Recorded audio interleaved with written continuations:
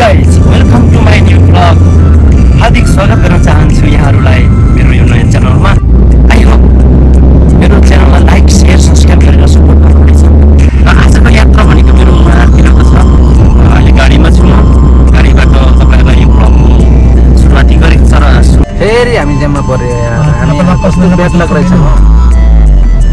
ल खुल्यो हजुरहरुको माया र साथ सपोर्टले गर्दा हाम्रो ट्र्याक पनि खुलिसक्यो है।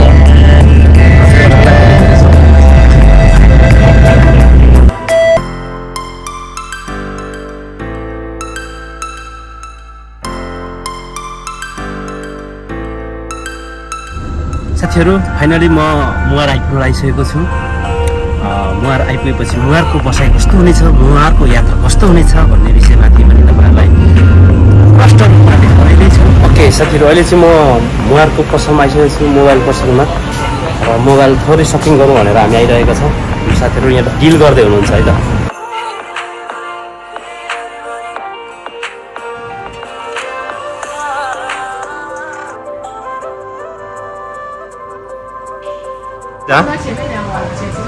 म भाइयार ओके काशी दियो नि।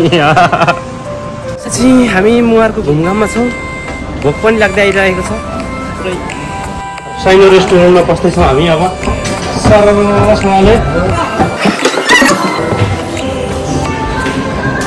ल हाम्रो साइनो रेस्टुरेन्ट चाहिँ यस्तो छ।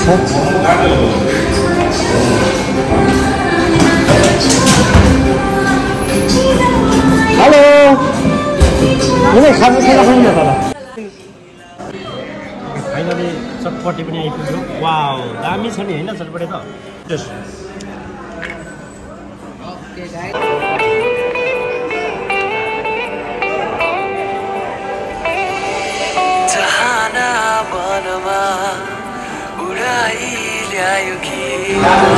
यो चाहिँ अहिले यो होटेलको हाम्रो प्यारो भाइ हुनुहुन्छ। प्यारो भाइलाई पनि स्वागत गर्छु है। भाइको नाम के हो भाइ? मेरो कृष्ण छेत्री। ए ल आउनु होला हाम्रो उसमा हाम्रो चाइनिज रेस्टुरेन्ट मुहारमा छ है। यताउति अब साथीभाइहरू हुनुहुन्छ भने यताउति सबै खानेकुरा सबैबाट पाइन्छ यहाँ है। ओके भाइ, थ्याङ्क यू भाइ त। अब चाहिँ हामी खानासाना खाएर तन्दुरुस्त भएर अब पानी जहाजको यात्रामा छौँ। प्रिय मित्र साथीहरू पनि हुनुहुन्छ। वेलकम है सबैलाई। यो चाहिँ पुरानो बस स्ट्यान्ड हो।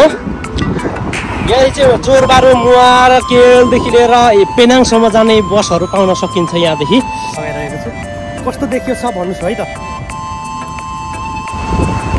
ओके गाइस, अहिले चाहिँ हामी मलेसियाको यो ट्रेडर्स होटलमा आइसकेका छौँ।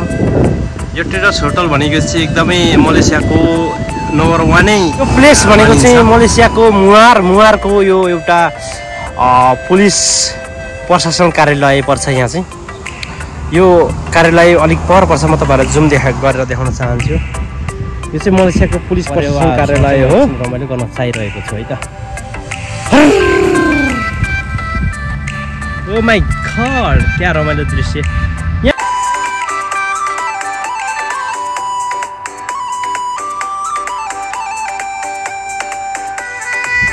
अहिले चाहिँ हामी पैदल यात्रामा छौँ है साथीहरू। सबैजना पैदल यात्रामा रमाइलो गर्दै हिँडिरहेका छौँ।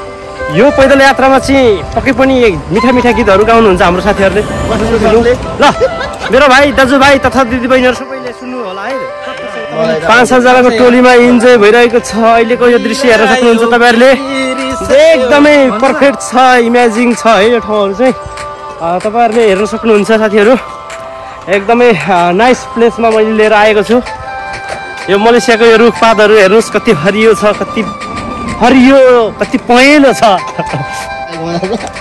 अनि हाम्रो साथीहरू पनि पुरा इन्जोयमै हिँडिरहनु भएको छ जस्तो लाग्छ मलाई। ओके म अलिक समासो भइरहेको छ। पैदल यात्रा अलिक मलेसियामा बसेर धेरै गर्न सकिरहेको छैन। पेट अलिक लागेको हो कि क्या हो त्यसका बाजे।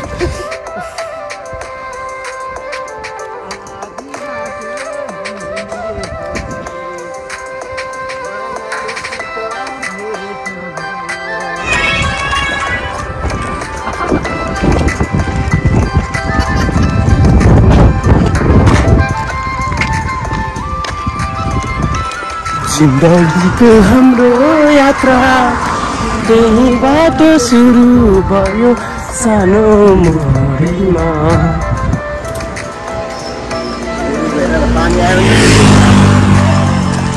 वाह क्या दामी छ। बाटोमा हिँड्दै जाँदाखेरि यहाँले हाम्रो बुढापाका बजेहरूले चाहिँ के अरे सामानहरू बेचेर राख्नु भएको रहेछ।